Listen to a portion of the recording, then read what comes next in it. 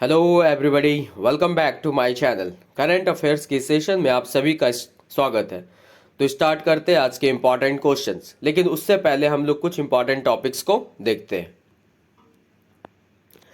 SCO film festival 2023 क्या है?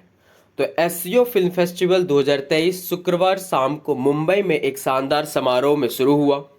केंद्रीय सूचना एवं प्रसारण मंत्री अनुराग ठाकुर और केंद्रीय विदेश एवं संस्कृति राज्य मंत्री मीनाक्षी लेखी ने पारंपरिक दीप जलाकर फिल्म महोत्सव का उद्घाटन किया।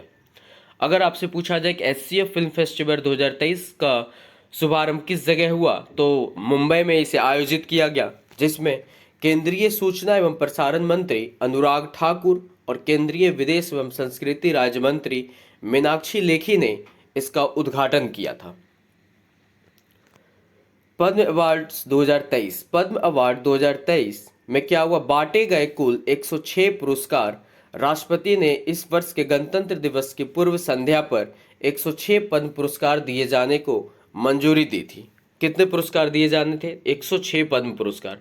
बुधवार को कुल 53 पुरस्कार विजेताओं को सम्मानित किया गया, जिनमें 3 पद्म विभूषण, 5 पद्म भूषण और 45 पद्मश्री शामिल रहे। अन्य प्रतिष्ठित हस्तियों को 22 मार्च को पद्म पुरस्कार दिए गए थे। अगर आपसे पूछा जाए कि पद्म अवार्ड 2023 में कुल कितने पुरस्कार बांटे गए, तो 106 पुरस्कार बांटे गए थे, जो गणतंत्र दिवस के पूर्व संध्या पर मंजूरी दी गई थी। एरो इंडिया 2023 क्या है? तो एरो इंडिया 2023 एरो स्पेस और डिफेंस सेक्टर में एरो इंडिया एशिया की सबसे बड़ी प्रदर्शनी है। एरो इंडिया 2023 जो है वो एरो स्पेस और डिफेंस सेक्टर में एरो इंडिया जो है एशिया की सबसे बड़ी प्रदर्शनी है। रक्षा उपकरणों एवं तकनीक को प्रदर्शित करने वाला यह आयोजन साल 1996 से लगातार हर 2 साल के बाद हो रहा है। कितने साल पे यह आयोजित होती है? 2 साल पे होती है, और 1996 से इसका आयोजन स्टार्ट हुआ। प्रधानमंत्री श्री नरेंद्र मोदी ने आज बेंगलुरु के येलहंका स्थित वायुसेना स्टेशन में 14वें एयर इंडिया 2023 का उद्घाटन किया। अगर आपसे पूछ लिया जाए कितने नंबर का ये एरो इंडिया था, तो 14वें नंबर का एरो इंडिया था, जिसके उद्घाटन बेंगलुरु में येलहंका स्थित वायुसेना स्टेशन में उद्घाटन किया गया प्रधानमंत्री मोदी जी के द्वारा। परमवीर चक्र। भारत का सर्वोच्च सैन्य वीरता सम्मान परमवीर चक्र की शुरुआत 26 जनवरी 1950 को हुई थी, और तब से अभी तक 21 सैनिकों को परमवीर चक्र से सम्मानित किया गया है, जिनमें से 14 सैनिकों को यह पुरस्कार मरणोपरांत दिया गया है। परमवीर चक्र की शुरुआत जो हुई 26 जनवरी 1950 को हुई थी, और उस समय से अभी तक 21 सैनिकों को परमवीर चक्र दिया गया, जिसमें 14 सैनिकों को यह पुरस्कार मरणोपरांत दिया गया है। हलवा रस्म क्या है? बजट को शुरू करने से पहले हलवा रस्म की शुरुआत की गई, और अब यह एक परंपरा बन चुकी है। जब भी बजट शुरुआत होती है उससे पहले हलवा रस्म की शुरुआत की जाती थी। यह अब एक ट्रेडिशन बन चुका है। परंपरा के अनुसार एक बड़ी कढ़ाई में हलवा को तैयार किया जाता है। रस्म के तहत वित्त मंत्री के द्वारा हलवा और अन्य मिठाइयाँ मंत्रालय के अधिकारियों और अन्य स्टाफ को परोसा जाता है। इस प्रक्रिया के पूरा होने के बाद नॉर्थ ब्लॉक के बेसमेंट में जहां बजट की छपाई और अन्य काम होता है, वहां पर बजट को तैयार करने में शामिल कर्मचारी कैद रहते हैं। दरअसल हलवा रस्म के बाद बजट को तैयार करने के लिए कर्मचारी को मंत्रालय में ही रहना पड़ता है। जो कर्मचारी होते हैं उन्हें मंत्रालय में ही रहना पड़ता है, और उन्हें बजट पेश होने तक अपने परिवार से दूर रहना पड़ता है। इन सारे प्रोसेस को ही हम लोग हलवा रस्म के नाम से जानते हैं।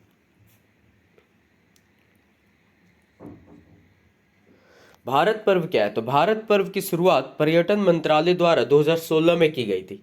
कब शुरुआत हुई थी? 2016 में भारत पर्व की शुरुआत हुई थी। यह पर्व गणतंत्र दिवस के अगले दिन यानी 27 जनवरी से 5 दिन तक दिल्ली स्थित ऐतिहासिक इमारत लाल किले में मनाया जाता है। 5 दिनों तक यह प्रोग्राम चलता है, जो लाल किले में मनाया जाता है। इसका मकसद देश की संस्कृति की झलक दिखाकर पर्यटकों को लुभाना होता है। भारत पर्व का मकसद क्या होता है? जो भी देश की हमारी संस्कृति है उसे देखकर पर्यटकों को लुभाना होता है। वीर गाथा परियोजना 2.0 क्या है? तो केंद्रीय माध्यमिक शिक्षा बोर्ड सीबीएसई की ओर से वीर गाथा परियोजना 2.0 शुरू की गई। किसके द्वारा शुरुआत की गई? तो सीबीएसई के द्वारा। इसके तहत संबंध स्कूलों के छात्रों को वीरता पुरस्कार विजेताओं पर कई परियोजनाएं शुरू करनी होगी और सर्वश्रेष्ठ प्रोजेक्ट को रक्षा और शिक्षा मंत्रालयों की ओर से राष्ट्रीय स्तर पर सम्मानित किया जाएगा। वीर गाथा परियोजना 2.0 अगर आपसे पूछा जाए किसके द्वारा यह परियोजना की शुरुआत की गई तो सीबीएसई केंद्रीय माध्यमिक शिक्षा बोर्ड सीबीएसई की ओर से ये इस परियोजना की शुरुआत की गई।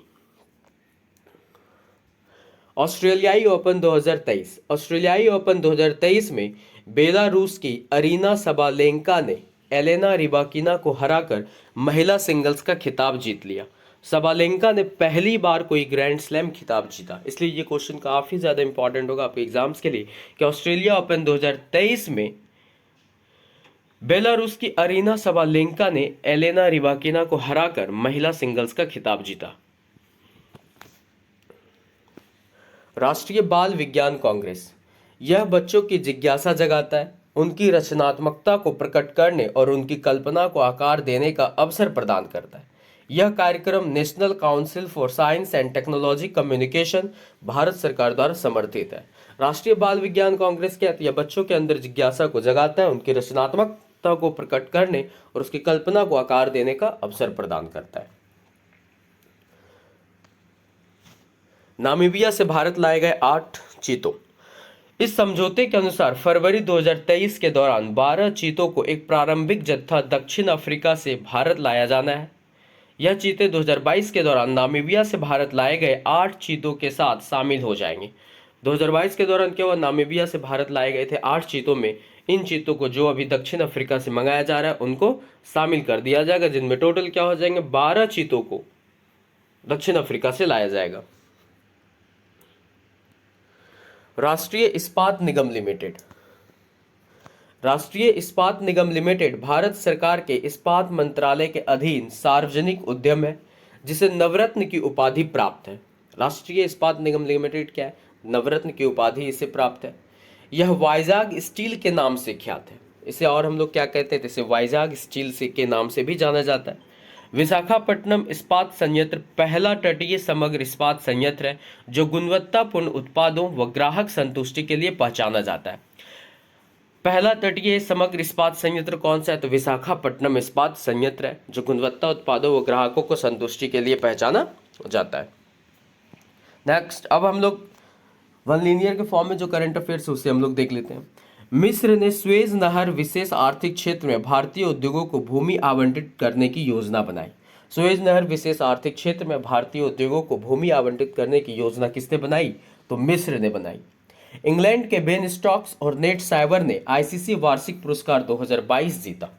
आईसीसी वार्षिक पुरस्कार 2022 के विजेता कौन हुए? तो इंग्लैंड के बेन स्टोक्स और नेट साइवर ने। RINL 28 जनवरी को अपना पहला राष्ट्रीय विक्रेता संवाद कार्यक्रम 2023 आयोजित कर रहा है। RINL 28 जनवरी को अपना पहला राष्ट्रीय विक्रेता संवाद कार्यक्रम 2023 आयोजित कर रहा है। दक्षिण अफ्रीका से भारत में चीता को फिर से लाने के लिए अंतर सरकारी समझौते पर हस्ताक्षर किए गए। जो अभी हमने आपको डिस्कस किया उस चीज़ के बारे में बताया जा रहा है कि दक्षिण अफ्रीका से भारत में चीता को फिर से लाने के लिए अंतर सरकारी समझौते पर हस्ताक्षर किए गए। डेटा गोपनीयता दिवस 2023 कब मनाया गया? 28 जनवरी को। डेटा गोपनीयता दिवस 2023 कब मनाया गया? 28 जनवरी को। 30वीं राष्ट्रीय बाल विज्ञान कांग्रेस गुजरात में शुरू हुई जिसमें 14 से अधिक प्रतिनिधि भाग लेंगे। 30वीं राष्ट्रीय बाल विज्ञान कांग्रेस कहाँ शुरुआत हुई? तो गुजरात में शुरू हुई। परमवीर चक्र पुरस्कार विजेताओं के नाम पर पीएम मोदी ने 21 अंडमान द्वीपों का नाम रखा। परमवीर चक्र पुरस्कार विजेताओं के नाम पर प्रधानमंत्री मोदी जी ने 21 अंडमान द्वीपों का नाम रखा है। राष्ट्रपति ने रक्षा कर्मियों के लिए 412 वीरता पुरस्कार को मंजूरी दी है। राष्ट्रपति ने रक्षा कर्मियों के लिए कितने वीरता पुरस्कार को मंजूरी दी है? तो 412। JNCASR के वैज्ञानिकों ने स्कैंडियम नाइट्राइड का उपयोग मस्तिष्क जैसी कंप्यूटिंग को विकसित करने के लिए किया है। किसने किया है विकसित? तो JNCASR के वैज्ञानिकों ने स्कैंडियम नाइट्राइड का उपयोग मस्तिष्क जैसे कंप्यूटिंग को विकसित करने के लिए किया है। एरो इंडिया 2023 बेंगलुरु में 13 से 17 फरवरी 2023 तक आयोजित किया जाएगा। एरो इंडिया 2023 बेंगलुरु में 13 से 17 फरवरी 2023 तक आयोजित किया जाएगा। सानिया मिर्जा और रोहन बोपन्ना की भारतीय मिश्रित युगल जोड़ी ऑस्ट्रेलियन ओपन 2023 के फाइनल में हार गई। ऑस्ट्रेलियन ओपन 2023 के फाइनल में सानिया मिर्जा और रोहन बोपन्ना की भारतीय मिश्रित युगल जोड़ी को हार का सामना करना पड़ा।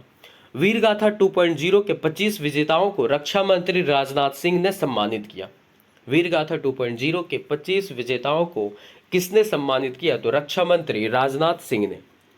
केंद्रीय स्वास्थ्य मंत्री डॉक्टर मनसुख मंडाविया ने दुनिया के पहले इंट्रानेजल कोविड-19 वैक्सीन इनोकॉव का अनावरण किया। केंद्रीय स्वास्थ्य मंत्री डॉक्टर मनसुख मंडाविया ने दुनिया के पहले इंट्रानेजल कोविड-19 वैक्सीन इनोकोवैक का अनावरण किया। भारत पर्व समारोह नई दिल्ली के लाल किले में शुरू हुआ। हलवा रस्म केंद्रीय बजट 2023-24 की छपाई की शुरुआत है। केंद्रीय बजट 2023-24 की छपाई की शुरुआत के पहला कदम में क्या होती है? हलवा रस्म होती है, जिसके बारे में आप सभी को पता है। ट्रॉपेक्स का 2023 संस्करण भारतीय नौसेना का सबसे बड़ा अभ्यास हिंद महासागर क्षेत्र में जनवरी से मार्च तक आयोजित किया जा रहा था। ट्रॉपेक्स का 2023 का जो संस्करण था, जिसमें भारतीय नौसेना का सबसे बड़ा अभ्यास हिंदी महासागर क्षेत्र में जनवरी से मार्च तक आयोजित किया गया। सुभाष चंद्र बोस आपदा प्रबंधन पुरस्कार 2023 की घोषणा की गई। भारत के राष्ट्रपति ने प्रधानमंत्री राष्ट्रीय बाल पुरस्कार 2023 को प्रदान किया। शिक्षा का अंतर्राष्ट्रीय दिवस 2023 24 जनवरी को मनाया जाता है। शिक्षा का अंतर्राष्ट्रीय दिवस 2023 24 जनवरी को मनाया गया। मिस्र के राष्ट्रपति अब्देल फताह अल सीसी गणतंत्र दिवस समारोह 2023 के मुख्य अतिथि होंगे। मिस्र के राष्ट्रपति अब्देल फताह अल सीसी गणतंत्र दिवस समारोह 2023 के मुख्य अतिथि होंगे।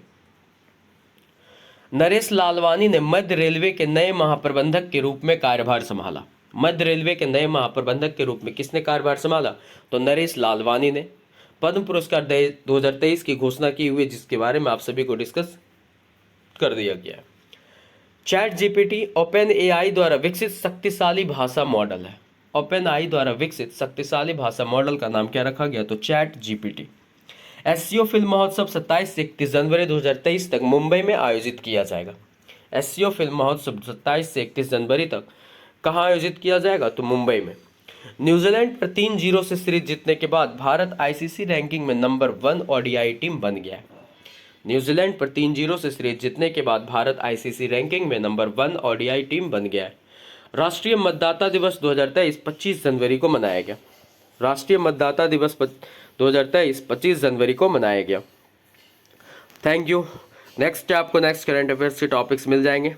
अगर आप इस चैनल पर हैं तो चैनल को सब्सक्राइब करना मत भूलिएगा और शेयर भी। Thank you.